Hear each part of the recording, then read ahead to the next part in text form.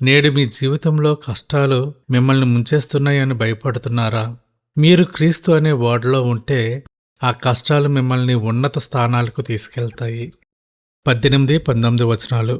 జలములు భూమి మీద ప్రచండముగా ప్రబలి మిక్కిలి విస్తరించినప్పుడు ఓడ నీళ్ల మీద నడిచెను. ఆ ప్రచండ జలములు భూమి మీద అత్యధికముగా ప్రబలినందున ఆకాశమంతటి క్రిందనున్న గొప్ప పర్వతములన్నీ మునిగిపోయెను.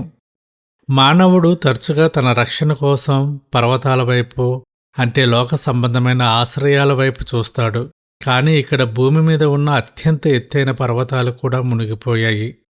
దేవుని ఉగ్రత నుండి తప్పించుకోవడానికి మానవుడు నిర్మించుకున్న ఏ కోటలు, ఏ పర్వతాలు పనికిరావు. నేడు మానవుడు ధనమును, పదవిని, తనకున్న పలుకుబడిని పర్వతాలుగా భావిస్తున్నాడు. కాని దేవుని తీర్పు వచ్చినప్పుడు ఇవేమీ రక్షించలేవు. కీర్తనల గ్రంథము 121 అధ్యాయము 1-2 వచనాలు చూసినట్లయితే, కొండల తట్టు నా కన్నులెత్తుచున్నాను, నాకు సహాయము ఎక్కడి నుండి వచ్చును? యెహోవా వలననే నాకు సహాయము కలుగును. ఆయన భూమి ఆకాశములను సృజించినవాడు. మనకు సహాయము పర్వతాల నుండి రాదు, పర్వతాలను సృష్టించిన యెహోవా నుండే వస్తుంది. 20వ వచనం. 15 మూరల ఎత్తున నీళ్లు ప్రచండముగా ప్రబలెను గనుక పర్వతములను మునిగిపోయెను.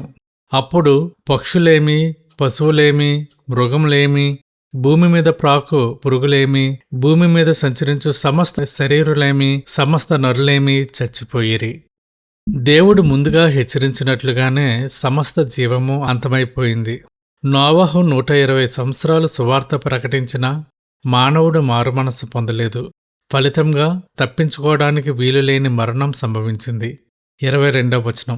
పొడి నేల మీదనున్న వాటన్నిటిలోనూ నాసికారంధ్రములలో జీవాత్మ సంబంధమైన ఊపిరిగలవన్నీ చనిపోయెను. నరులతో కూడా పశువులను, పురుగులను, ఆకాశ పక్షులను, నేల మీదనున్న జీవరాశులన్నీ తుడిచివేయబడును. అవి భూమి మీద నుండకుండా తుడిచివేయబడును. నోవహును అతనితో కూడా ఆ ఓడలోనున్నవి మాత్రమే మిగిలియుండెను. ఒకవైపు సర్వనాశనం, మరోవైపు దేవుని రక్షణ. ఓడ లోపల ఉన్నవారు మాత్రమే సురక్షితంగా ఉన్నారు. ఆ ఓడ యేసుక్రీస్తుకు సాదృశ్యంగా ఉంది.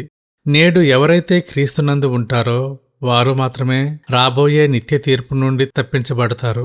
24వ వచనం. 150 దినముల వరకు నీళ్లు భూమి మీద ప్రచండముగా ప్రబలెను.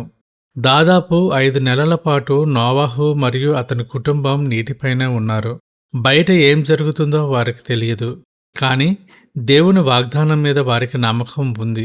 విశ్వాసం అంటే చీకట్లో కూడా దేవుని హస్తాన్ని పట్టుకోవడం.